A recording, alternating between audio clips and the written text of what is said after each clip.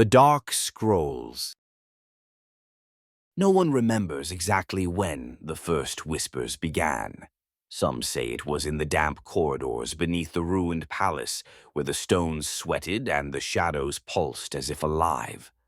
Others claim the old women who survived the last siege carried the tale in their brittle bones, a secret too terrible to utter in daylight. But all agreed that when the moon was swollen and blood-colored over the jungles of Siam, you could hear her weeping. Not the cries of a grieving princess, but the hoarse, wet gasps of a hunger that could never be sated. Sawan was born in the final, rotting years of her father's dynasty, a child wrapped in silks embroidered with curses and prayers in equal measure. They said her mother died screaming as she emerged, the midwives finding the newborn's eyes already open, staring black and unblinking. The king, delirious with grief and dread, forbade anyone to speak of that hour. Yet the slaves gossiped in the kitchens. The little princess had teeth, tiny and gleaming as needles, and when her mother's heart faltered, she sank them into the pale flesh of her breast. No one could prove it, but no one dared to deny it. As Sawan grew, the old nurses took note of her aversion to the food laid before her. She would push aside bowls of coconut rice, glistening fish, the honeyed cakes children adored. Only when the kitchen boys began disappearing, one after another, did the truth crawl into daylight, shrieking and blind. A soldier found her crouched beside a stone basin, her small hands cradling a severed limb. She did not flinch when they tore the flesh from her grasp. Instead, she lifted her face to them, her mouth glistening with blood, and smiled. The king, bound by a father's weakness and the terror of losing his only heir, commanded silence. The disappearances were blamed on war and brigands, but the servants could not forget the pools of red on her ivory skin or how she licked her fingers clean with slow, deliberate care. The palace became a place of unspoken dread, the air thick with the scent of rotting flowers and something more metallic, a coppery tang that clung to the tapestries. As her beauty blossomed, so did her darkness. Foreign emissaries came, drawn by tales of the sapphire-eyed princess who could charm a room with a glance. They brought gifts, ivory figurines, bolts of embroidered silk, trinkets from their kingdoms. She accepted them graciously, her voice soft as incense smoke. Yet, behind her gaze flickered a promise of ruin, a hunger that fluttered like a caged moth. When she was 16, the first warlord who dared to propose marriage was found in pieces, arranged with meticulous reverence across her bedchamber floor. His heart, they whispered, was never recovered. The war that followed became her proving ground. Some believed she was possessed by a demon who guided her hand, others that she simply understood cruelty as an art form. Prisoners were brought before her, their limbs bound, their eyes wild with pleading. She would circle them slowly, her bare feet silent on the marble. Those who met her gaze swore they felt something shift behind her eyes, a recognition not of kinship but of appetite. When she chose her victims, she did so with an almost ritualistic calm.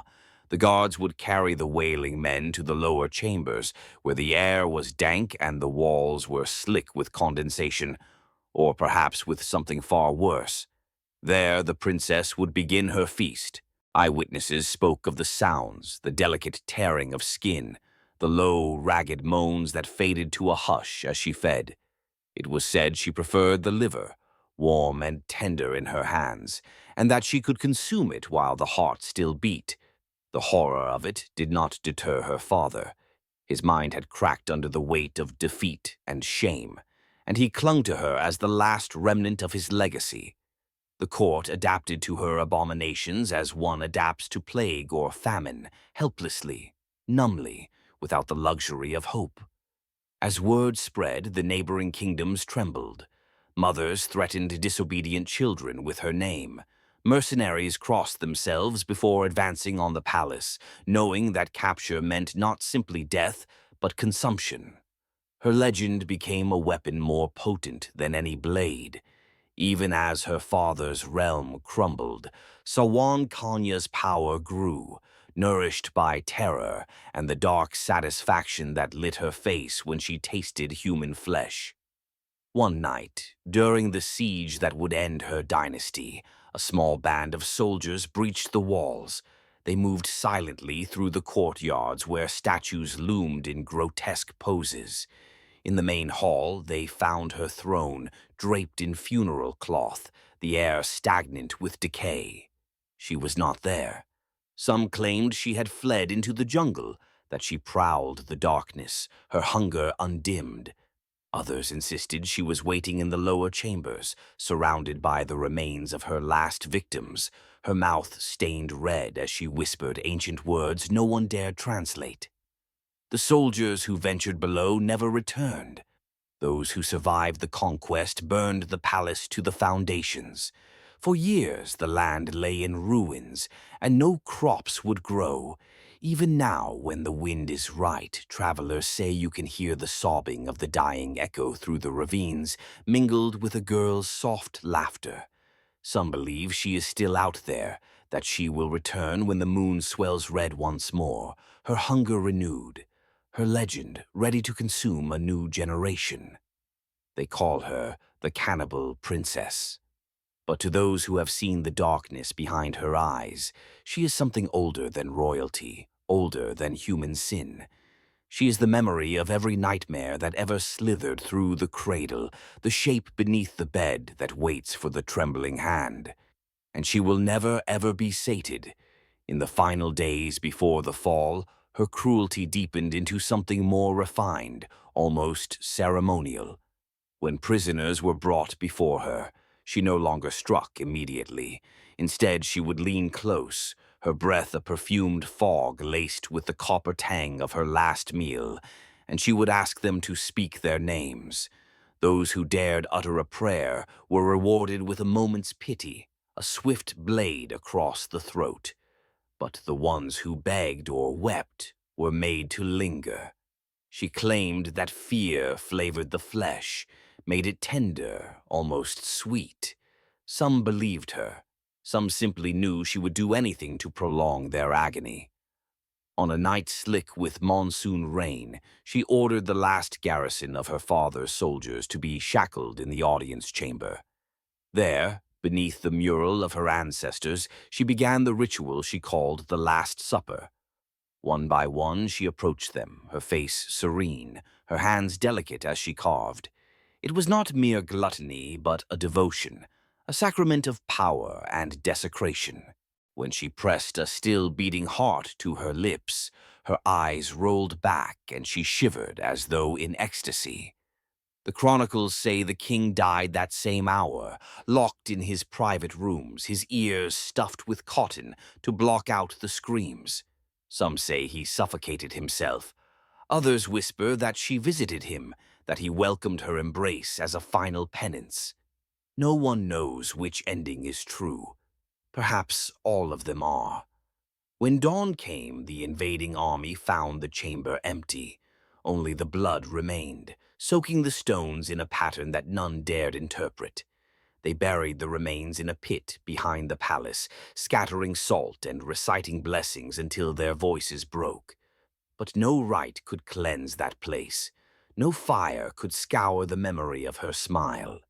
In the generations that followed, her legend spread across the rivers and the mountains, woven into lullabies and curses alike. Children dared each other to speak her name 3 times at moonrise. Old women insisted the fields would never flourish until the bones were exhumed and given proper rites. Yet no one was brave enough to dig them up. If you travel to that place now, you will find nothing but vine-choked stones and the hush of old, patient malice. Some nights, when the wind comes crawling through the ruins, it carries a perfume sweet and corrupt, a scent like jasmine rotting in the throat. They say that is her promise, that she is waiting, and that all who hear her weeping will one day join her feast. In this way, Sawan Kanya endures, not as a cautionary tale, nor as a curiosity, but as an echo that binds flesh to fear. For she was no mere monster born of superstition. She was a princess, beloved and accursed, who discovered that power tasted best when warm and dripping, and who taught a kingdom that sometimes the most terrible hungers wear a human face.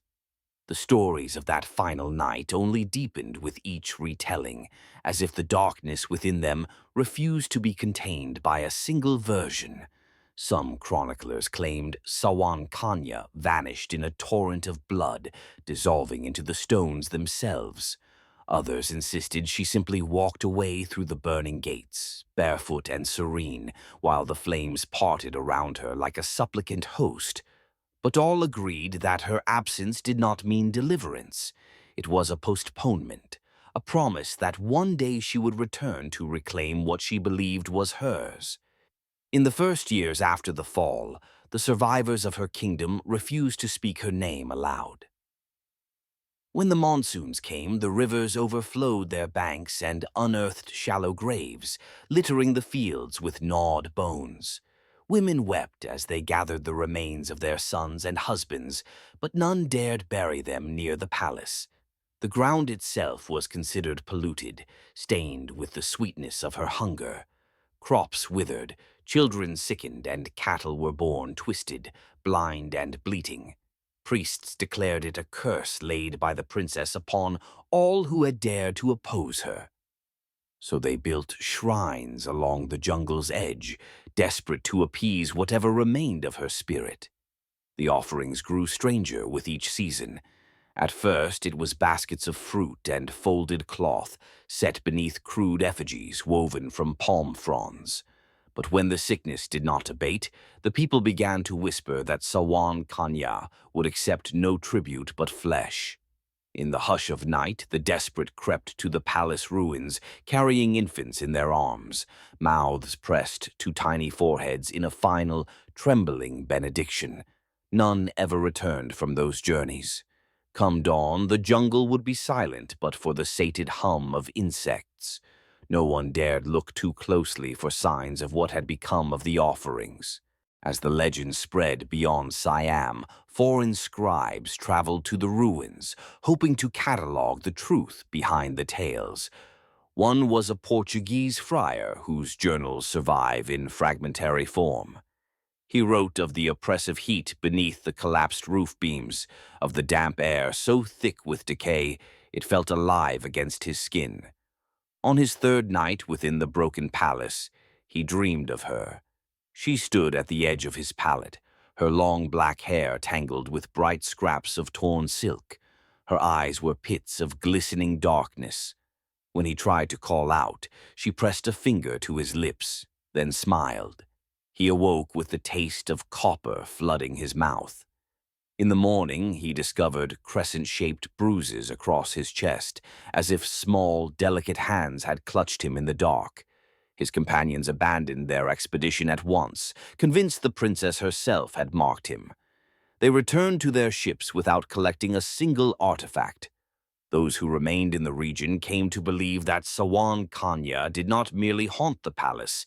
She had become part of it, an inseparable corruption that seeped into the soil and the water. Fishermen reported that their nets brought up nothing but eyeless, bloated things with split human mouths. In the rice paddies, women stumbled on bones so fresh they still glistened with marrow. And in the villages beyond the jungle, children born under a certain phase of the moon were said to grow teeth too soon, their eyes black and unblinking, their cries pitched low like the moans of the dying. The old midwives called them her children. It was during these years of terror that the warlord Somchai arose, a man so ruthless he had crucified his own brother to cement his rule. He believed no woman, living or dead, could break his will. When he rode to the ruins with 100 soldiers, he announced his intention to raze the last of the palace walls and scatter the stones into the river. He said her legend was a weakness, an infection that had festered in the minds of fools. As the soldiers began their work, tearing down what remained of the throne hall, the sky darkened without warning. A wind howled up from the ravine below, thick with the stink of rotting lilies. Men dropped their tools and clutched their chests, weeping. Some fell to their knees, unable to stand beneath that invisible weight. Somchai alone stood firm, his mouth twisted in a sneer. "Show yourself!" he roared into the gathering dark.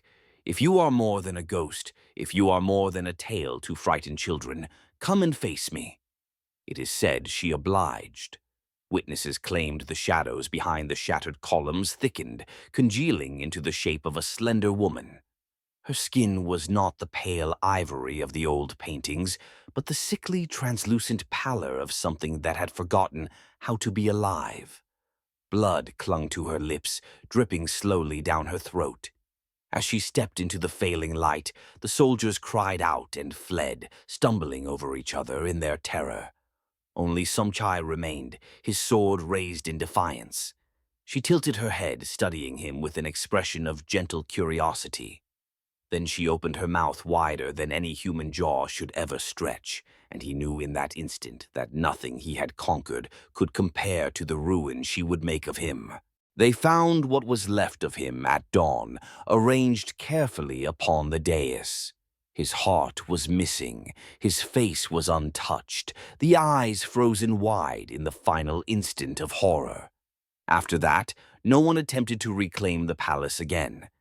In the decades that followed, the jungle devoured the stones, pulling them down beneath tangles of vine and root. But the fear never receded. Merchants took longer routes to avoid the old roads, even if it meant weeks of hardship. Children were taught to close their windows on moonless nights, to recite prayers against the dark. And still, travelers vanished. Sometimes entire caravans disappeared without a trace, their footprints swallowed by the red earth as if they had never existed. Among the few who survived such encounters, there was never any agreement on what they had seen. Some swore they glimpsed a woman gliding between the trees, her hair flowing behind her like a funeral banner. Others heard a chorus of voices whispering in languages no living tongue remembered. One old hunter returned to his village with his skin flayed in narrow strips, as if by hundreds of small, precise blades.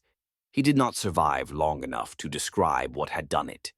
In his final moments, he simply wept and murmured that he had looked into her eyes and seen himself reflected, already hollowed out. No one doubted him. Through it all, Sawan Kanya's legend metastasized, growing in the dark like a malignant bloom. To the faithful, she was proof that sin begets sin. To the desperate, she was an instrument of vengeance, a spirit who would answer the pleas of the wronged with exquisite cruelty. There were even those who came to worship her outright, kneeling in the ruined courtyard to offer prayers and drops of their own blood. They called her Mother of Hunger, Queen of Bones, the Bride of the Devourer. Some claimed she listened, some claimed she answered. Those who returned from such rites bore gifts, glimpses of the future, curses to level entire bloodlines, power purchased at the cost of something nameless and irreplaceable. But most who sought her never emerged again. The jungle swallowed them with the same slow, inexorable hunger she had once shown to her living prey. By the century's end, the scholars who chronicled the region struggled to separate history from nightmare. The old records spoke plainly of a princess who lived and died during the collapse of her father's kingdom. But the stories that came after, stories of a spectral woman who feasted on human flesh, whose laughter curdled the blood of the bravest men, could not be so easily consigned to myth. There were simply too many witnesses, too many bones found gnawed clean, too many disappearances to dismiss as mere coincidence. So the name Sawan Kanya remained a wound in the collective memory, a reminder that sometimes horror is not born of monsters, but of the human heart set free of all restraint. She was a princess. She was a predator. She was the hunger that waits beneath every fragile layer of civilization. And though centuries have passed since her flesh last touched the living, no one who has walked among her ruins has ever truly left them behind. Even now, when the rains come and the rivers rise, old men wake from dreams of her and feel their hearts stuttering in their chests. They clutch their blankets to their throats and whisper the prayers their grandmothers taught them. Prayers so old their meanings are lost, but whose rhythm still feels like protection. And in the jungles where her palace once stood, the shadows are never empty. They breathe, they watch, they wait. For the cannibal princess is patient. She has all eternity to remember the taste of those who dare to defy her, and all eternity to ensure they never forget her in Re. It is said that those who dismiss her story do so at their peril, that disbelief itself is an invitation, for the spirit of Sawan does not need the faith of the living to sustain her legend. She is nourished by dread, by the mere possibility that her hunger is not finished, and there are many who feed it, even now. In the dry season, when the rivers shrink into sullen trickles and the air ripples with heat, the old jungle paths reappear, winding through the ferns like veins. Hunters sometimes find themselves following these trails without understanding why, their minds lulled into a trance by the drone of unseen insects. They say the deeper you go, the colder the air becomes, until you feel as though you are descending into the mouth of something vast and patient. Those who turn back speak of a silence so profound it smothers thought. But there are always some who go on, drawn toward that stillness like insects to a pitcher plant. Once a scholar from Ayutthaya ventured into the ruins, determined to separate history from superstition. His name was Fichai, a man of bright eyes and a proud heart. He believed the cannibal princess was nothing but a cautionary tale, a fiction devised to explain the collapse of a decadent court. He carried with him a satchel of ink and parchment, a blade for defense, and a little brass bell to ward off spirits. He entered the jungle alone. For 9 days, no word came. On the 10th dawn, villagers found him staggering down the riverbank, barefoot and covered in blood. His hands clutched something wrapped in oiled cloth. When they pried it from him, they discovered it was a woman's face, dried and leathery, the sockets empty, the lips sewn shut with black silk thread. Though he had hacked it from some forgotten corpse, he insisted it had whispered to him in the dark. "She asked me if I was hungry," he sobbed. "She said she would show me how it feels." He did not survive the night. As his breath rattled out of him, a hush fell across the watching crowd. They claimed the shadows behind the trees seemed to ripple, as if something enormous had shifted to listen. The next morning, no trace remained of the body. Only a trail of damp footprints led back into the jungle. In the years since, others have tried to reclaim the old palace grounds. Missionaries came with crosses and hymnals, confident that faith would shield them. None returned. Soldiers arrived with torches, vowing to burn every stone to ash. Their screams were heard for 3 nights, echoing across the valley. Traders hoping to plunder the temple vaults vanished as thoroughly as smoke. The land itself seemed to conspire against any intrusion, as though it remembered her and would not betray her resting place. And what of her resting place?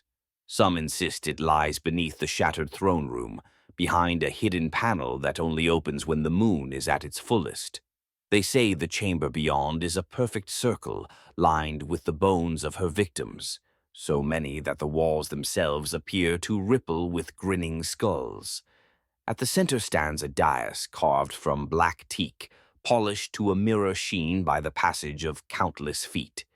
Upon that dais rests an alabaster casket, too small for a grown woman, yet too large for a child.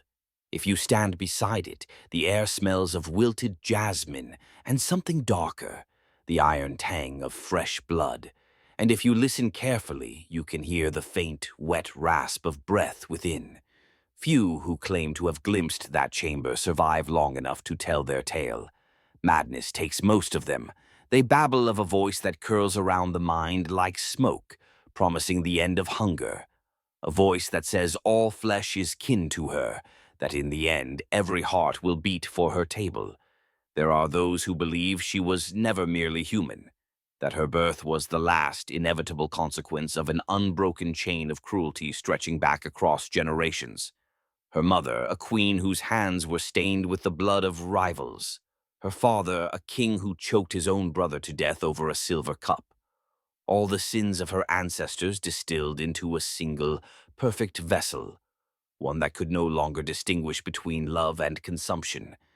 And perhaps it is true that such darkness could not be contained by death, that when the flames finally consumed her palace, she simply stepped out of her body and into the waiting shadows, shedding her human shape like an old robe. Now she lingers in the crevices of that jungle, neither living nor dead, a hunger given form, a hunger that remembers the warmth of a beating heart. In modern times, her legend has crept into places she never walked. Her name is whispered in the slums of Bangkok, where mothers threaten their children with her shadow. In the highland villages where the rice harvest sometimes fails without reason, old women say she has passed by in the night, brushing her fingers over the fields. Even in the cities of foreigners, travelers who once dared the ruins wake in darkness with the taste of blood in their mouths. They find their bedsheets soaked with tears they do not recall shedding. No boundary of time or distance holds her. Wherever fear takes root, she will find a way to flower. There is one tale, older than the rest, that some call the final truth of her story. It says that when her father's kingdom fell, she did not flee into the jungle or descend into the catacombs. Instead, she ascended the broken steps of her palace, alone but unbowed. She turned her face to the burning sky and laughed. In that moment, her hunger became something vast enough to devour even death itself. The flames could not touch her. The swords could not pierce her.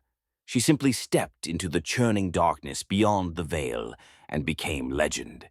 If you ask the elders why no one rebuilds the palace grounds, they will tell you the land is spoiled. But if you press them, if you look into their eyes when they think no one is watching, you will see a deeper answer flicker there. They know she is still there, waiting. Waiting for the curious, the arrogant, the desperate.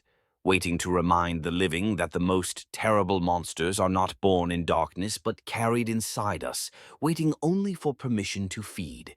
And when you feel the hairs lift on your neck in some place where no wind stirs, when you wake to the scent of jasmine and rot curling under your door, you will remember the stories. You will know that Sawan has found you. You will understand at last that the hunger she carried was never hers alone. It was yours, and you will be afraid. Thanks for watching. Subscribe for more.